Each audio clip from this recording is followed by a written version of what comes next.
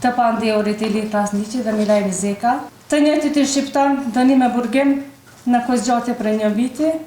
të pandehurit Ili Krasniqi dhe Milajri Zeka, me të dhënat personale si në shkesat e lëndës, për veprën penale shmangje nga tatimi, nga 1.3.3, gjykata merr gjykim refuzues, për shkak se prokurori i shtetit është tërhequr nga kjo pikë e akuzës. Ndërsa,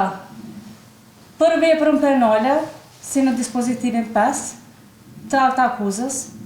i pandehuri Milajri Zeka shpallet fajtor